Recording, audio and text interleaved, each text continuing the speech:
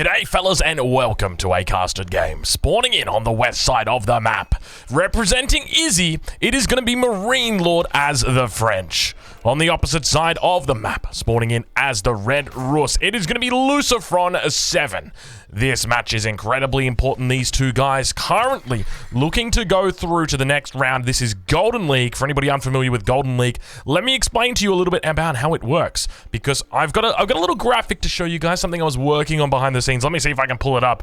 Here you go. We're at the early stages here. So this is the exclusive civilization. So we can see MarineLord versus Lucifron 7. So we've got MarineLord, who has drafted the French first, and then Lucifron 7 has picked up the Delhi Sultanate and the Mongols. This is a best of 3. Remember that. So we're going to start off with our home map being our starting map is Dry Arabia. MarineLord's got his home map as Mongolian Heights, as well as Hill and Dale for Lucifron. And obviously they picked up the other civs on either side of that, but you can see, you know, each player has drafted out separate civilizations for this series. So in the next 2 or 3 videos that will be uploaded to this channel, oh my god, watching the Rus gets scary, doesn't it? So many wolf sounds going off. Speaking of wolf sounds, don't do it. Don't do it to me. Don't do it to me. It is, you know, I am glad that I don't main the Rus. That would be very frustrating.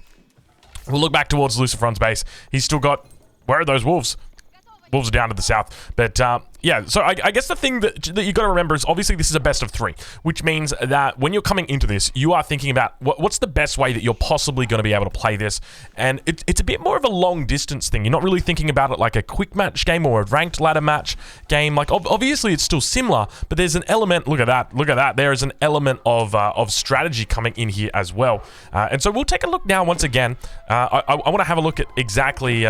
Gosh, that's going to be echoing this all. Oh, don't worry. It's just the first couple minutes of the game. Don't worry, Drongo. You'll get over it. But like as an example, all right, let's say MarineLord wins this first map. It's Dry Arabia. We go to the home map of Lucifron next. It'll be Hill and Dale. And Lucifron has got those 4 civilizations to pick from. Now, obviously, he's already picked the Rus here. He's not going to be able to use that, so cross that out. Which civ does he go for on Hill and Dale? Probably China, maybe Delhi. That's going to be an option.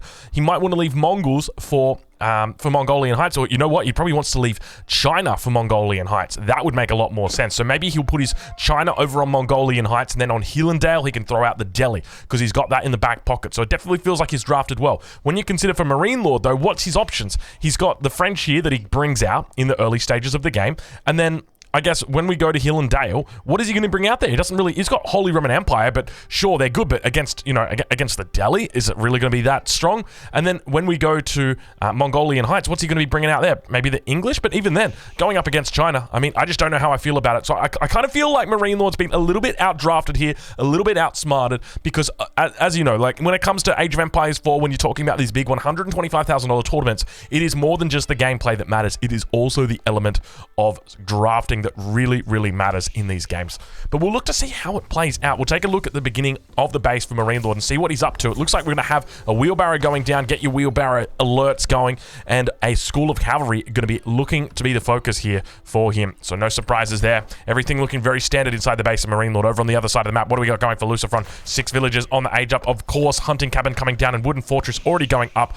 Could potentially see a sign of an early boar out in the middle of the map. Second boar going to be up towards the north. Not a little bad spot either on this sacred site. Now, when it comes to the way that these two civilizations play out, which one would you rather be? Would you rather be the French? Would you rather be the Rus? If you ask Don Artie, he'll tell you the French. For me, I'd probably be the French as well, just because the French seem to be a civilization that is beginning to sort of take over the meta. You are starting to see them a lot, and this very greedy style of French, where we are seeing players constantly looking to get wheelbarrow, constantly getting, you know, horticulture as an early upgrade, looking to get double broadaxe as an early upgrade, and looking to go for a second town center, and that's exactly what we see MarineLord doing here. So I would definitely prefer to be the French in this situation, just because I feel like they have a lot of agency. And now, speaking of agency up towards the north, it looks like MarineLord, his opponent, is going to be moving up towards that boar. We know that boar is up towards that northern position. You can see the age up coming through. The question is, what does he look to do with this? He could even think about going for stone. It would be kind of crazy. I don't think it would work here. I don't think you can do second town center. Wait, what if he puts a second town center on the boar? What if you put a second town center on the boar? You could totally do that. Oh my lord, you could totally do it. Then that way you don't need the wooden fortress. Oh my god, is that what he's going to do? Because he's going to kill the boar. He gets up to 200. He's got 126 gold. Oh, he could totally do it. He's only got a handful of villagers out on wood at the moment. He's actually just moved. Has he moved a bit more? No, he's still got 6 villagers back here. So maybe it's not what he's going to be looking for. Maybe he's just going to kill the boar. We'll have to wait and see what he does. Yeah, I don't think it's going to work. It definitely could work, though. I'm telling you what, a second town center out on the boar. He aged up pretty early as well. He's got 209, so if he wants to put... Yeah, it's just going to be a wooden fortress, going to be a hunting cabin. But my suspicion would be, like, what would be the appropriate response to seeing a French player who is on stone? Well, the appropriate response would be you could just go a second town center yourself. That would be the play, just because the French, obviously, they do quite a good job of maintaining a pretty decent economy despite having that second town center, and as a result, they're able to get out plenty of units quite quickly. But we'll have to look to see how Lucifron plays it as he drops down that hunting cabin. Not that close to any sort of forest, so he's not going to be getting any extra income, but we do see he is now looking to get arrow slits in. So he did actually purchase a bit of stone, but not going to be making it on, or not going to be spending it on town centers. He's got those, he's got these scouts beginning to move around the map, and we can see now that knight is going to be able to intercept the first scout. When it comes to that boar up to the top, he'll know that that boar has been killed. Not only does it disappear from his mini-map, but he'll also be able to see that it is no longer alive up in that position. So I don't think he's even going to bother going up to harass it, because these villagers, they're going to be tucked away nice and safe underneath that. And Lucifron ain't the kind of guy who's going to forget about it, but it looks like MarineLord might actually be heading up there. We can see that boar in the middle of the map. He is indeed heading up towards it. He knows. He knows. But just remember, I mean, it's so difficult to target these Rus players. They're incredibly difficult to deal with, just because of the wooden fortress and the proclivity for players to go into it. Lucifron sitting at 370 bounty. Very nice bounty. Obviously, he's already killed the first boar. He'll be looking to defend up against this, and now we see that knight going to begin running in. You can see villagers immediately just jump inside and subsequently repel that royal knight. Scout going to be looking to chase away that knight as well. He's going to be able to get out all those arrows, and keep in mind that is a royal knight, so it's just going to be able to heal up the damage. Royal knight just going to be chilling out, doing its thing. And Lucifron behind this, I mean, he is going very heavily, very heavily on his collection of food, at the same time stacking up tickets. So he could be looking to go for a bit of a fast castle. In fact, I think that's going to be the way that he goes. We don't see any stable, any barracks, anything like that coming out at the moment. The only thing he's got to be careful of in this position is that he's got 11 villagers out here, but only space for 8. So in the event that a knight does come into this wood line, which I suspect might be the case, he's just got to be careful. Just got to be careful. We've only seen one knight out so far from MarineLord. It makes a lot of sense for him to have that, and now we've got ourselves a little bit of a survival techniques play, and I like this. All of a sudden, you've got things becoming more viable. And this is the way that it should be. Every single tech in this game should be viable. Every single ability for every civ, you know, everything should be used. That's the way that it should be. You shouldn't have stuff that's busted or overpowered that you have to go into, but it should be one of those situations where it's like, well, if I want to invest into the gathering speed of my deer, well, I should feel like I can do it and actually be rewarded from it, and that's exactly what MarineLord's going to be doing here. Keep in mind, he's got access to that second stockpile of deer out a little bit further, so he's got a great little spot back here with the second town center, so very nice timing window here for him. And now we see the scout just going to be doing a bit of a harassing on that gold mine. It sees how many villagers are on gold here. Now, for any of you guys that watch my cast, you will know that we've been covering Divine recently, and Divine loves to play a 2-town center opening as the French, but then he goes into a more heavy unit-based composition. We can see from MarineLord what he's doing here. It almost looks certain that he is going to be going for a fast castle, so we'll have to see how he plays it, because his enemy is going to be doing the same thing, but not dropping that second town center. Instead, just going to be dropping 4 archery ranges. Lucifron 7, you are reminding me of 2021 Rus meta right now. It is all coming back, baby. I think we might have some horse archers on the way, and horse archers, as you guys know, not as strong as they used to be, but still pretty menacing in the meta at the moment, with the fact that the Mangonel nerf is meaning that they're able to take pretty decent control in the mid game, as long as you've got good kiting ability. But now that knight going to be running in, you can see the way that it gets blocked. 3 villagers out here, just chilling out for the moment. All the rest of the villagers going to be underneath the town center. Just, you can see them dropping down that Abbey of the Trinity.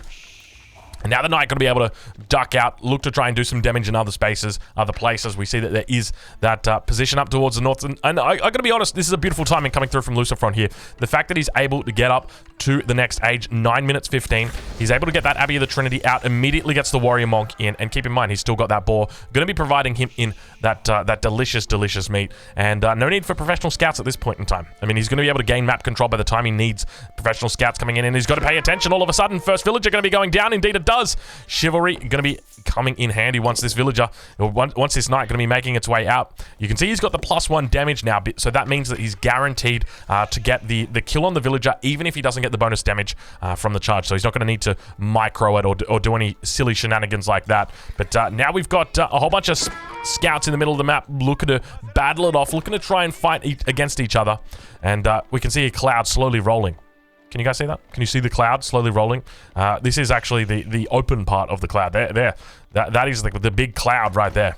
He's a big fella. He's moving. He's just rolling over towards that direction. I like it when there's no clouds personally, but I do like the environment, the way that it is. So, what's the word? It is very immersive, an immersive environment. But speaking of immersion, this horse archer about to get immersed in a whole world of pain. As I take it back. All of a sudden, you got some interesting mechanics coming out. Lucifron doing what he does best and microing these horse archers like he'd micro a Khan, but not paying attention. Okay, there we go. MarineLord picks it up. He realizes, hold on a minute, I can punish right there. He gets the 1 kill. So 1 villager for 1 horse archer.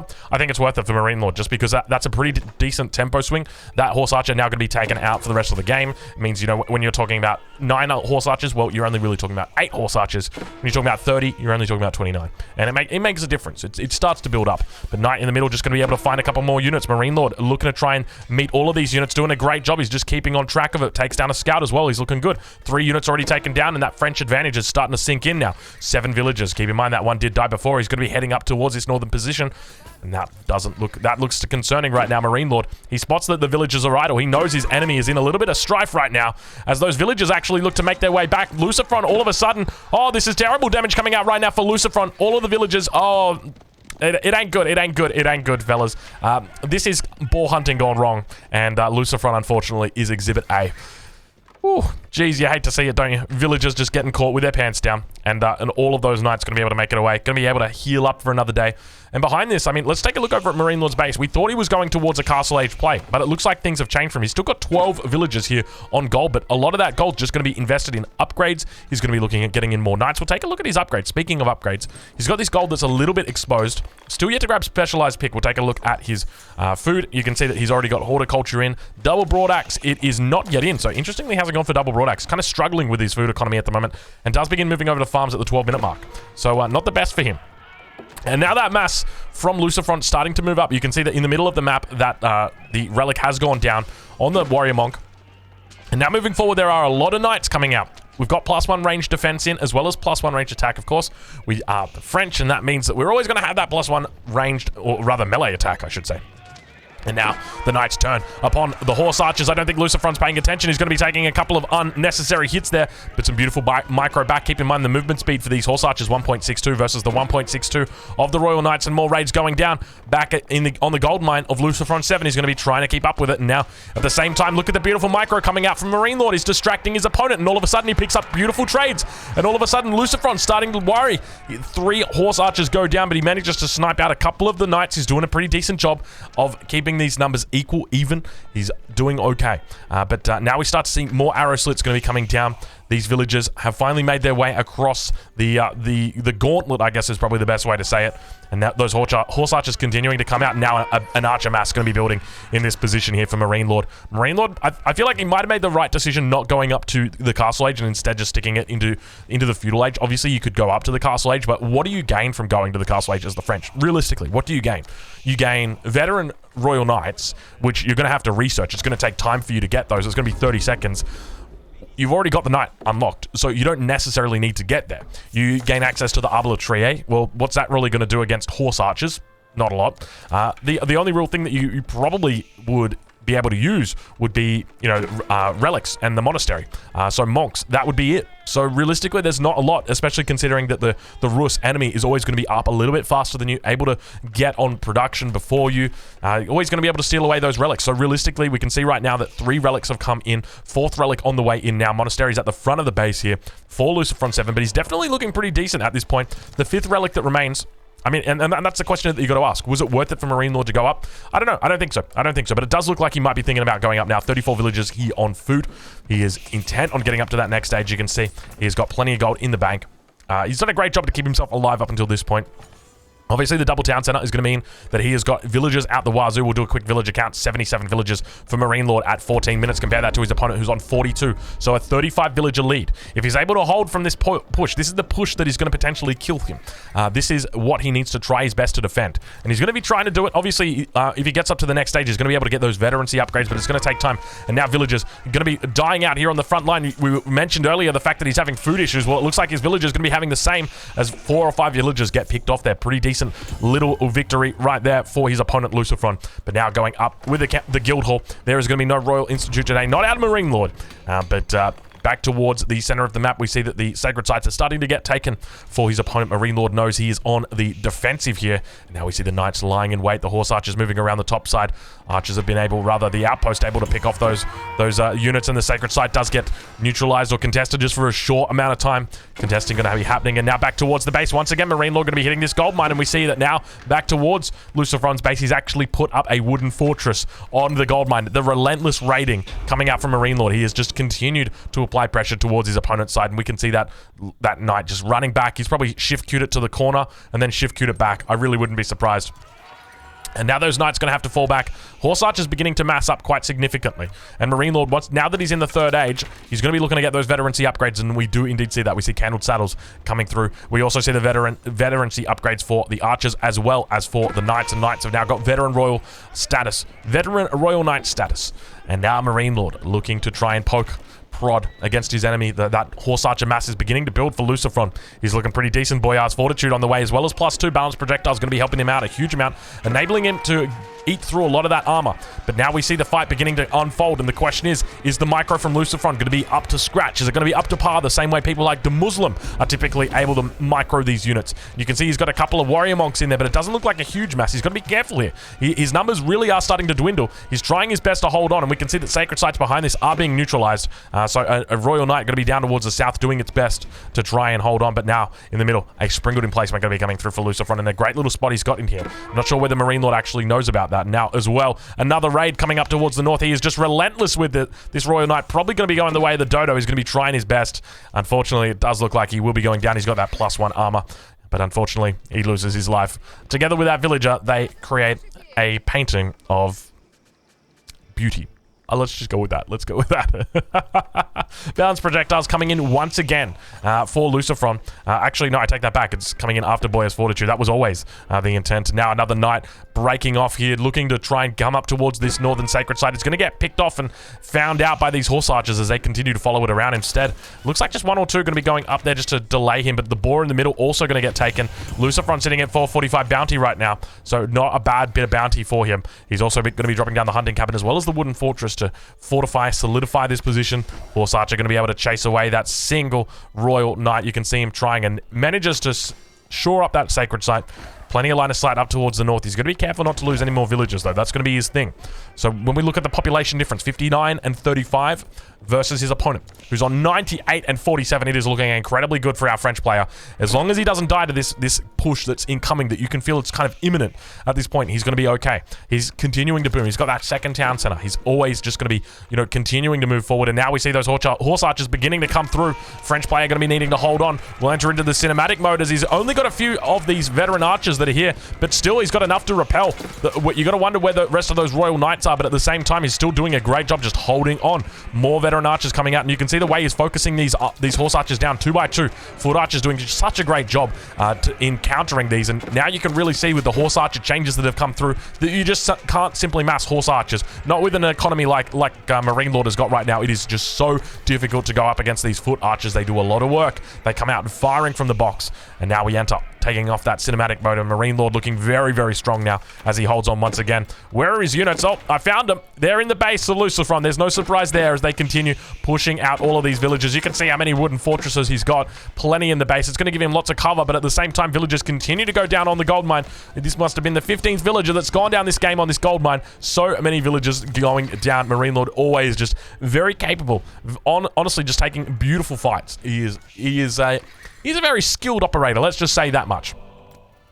But MarineLord on the other side, we'll take a look and see how he's doing. He's starting to add in even more infrastructure. We'll have a look how much he's got, actually. He's got 11 infrastructure buildings, 7 archery ranges right now, 2 stables, and of course that we've got that School of Cavalry. He's managed to drop a monastery as well. Going to be able to pick up that single relic that he's got access to down towards the south. And now up towards the north. Take a look at that. Marine Lord going to be looking to add in a little bit more infrastructure. We talked about it just before, the fact that he was in a pretty decent territory with regard to infrastructure, but now he's adding in stables, and he's doing it around the keep. And I love this. This is such a smart move. He's able to take advantage of this of this position up towards the north. He's going to be able to leverage it very well, very effectively. And at the same time, he's able to really take advantage of that bonus that he gets, having the reduced cost coming out for his units. But now we see in the middle of the map, Lucifron trying once again here to hold on. You can see all the upgrades coming through. He's going for upgrading his early knights into knights, and now going to be also getting military academy to reduce the train time on those buildings, or on those military production buildings. Let's take a look at how many he's got. He's got 10, 4 archery ranges, 5 stables. So Marine Lord basically double what his opponent has got right now. So that definitely goes to show you the scale of the economic difference between these two players. Once again, 63 villages versus 116. Marine Lord looking to close it out once again with this French economy. It is getting absolutely ludicrous how much this French economy really starts to kick off. 2 town center is definitely the meta. Let's take a look at that right now. 2 town center for French is 100% the meta. I'm calling it right now. It seems to be such a decent opening for them. There's no real way to go against it. Obviously, in these matchups, players are typically going to be greedy, but you got to say, in a scenario like this, there's just no two ways about it. It's almost impossible to build up an army that is effective enough to take down the French player, even if they go for that second town center. And as a result, now we see plenty of units in the base of Lucifron. He's just constantly harassing him, just attacking him from all angles. Doing such a great job. And now more stables going to be coming down for Lucifron. He's up to 10 production buildings. So slowly but steadily adding in more production. His economy starting to hit that next level. He's got 3 relics in the bank. Consider he's also got the 4th one there as well. A single sacred site. So 500 passive gold a minute coming in. Marine Lord beginning to push forward with outposts. Creeping forward. He's got this keep that's going to be able to provide him a pretty good foothold with regard to that sacred site. And now the horse archers moving out. A lot of knights coming out as well. Looking to do a bit of screening here for the horse archers. And indeed they do. But unfortunately, there's only a single knight. He's going to need to look to kite all of these horse archers back. And he's doing that. But the health on those units is just very high. Now the foot archers are going to be doing their best to try and take out the horse archers on the backside. But now the knight's going to be able to meet it, going to be able to greet it, and those horse archers once again get pushed back, and we hear another raid. Oh my god, Marine Lord's raiding is relentless right now. This is disgusting stuff coming out from Marine Lord. How does he do this? He is just always on top of his enemy. The guy is absolutely relentless. It is so frustrating to play against Marine Lord. Lucifron can barely leave his base without being targeted, and that is the issue. That is the issue. There is just so many units constantly in his base. He's always got to come back, and you can see he's in such a difficult spot. He's added in farms up towards the north, and he taps out. He taps out, fellas. I hope you guys have enjoyed this casted game. The next match, let's take a look. It is going to be on the home map of Lucifron 7. It's going to be Hill and Dale, so don't go anywhere. Next game coming up on this channel. Make sure you check it out. It is going to be Lucifron versus Marine Lord, and we'll be heading into game number 2.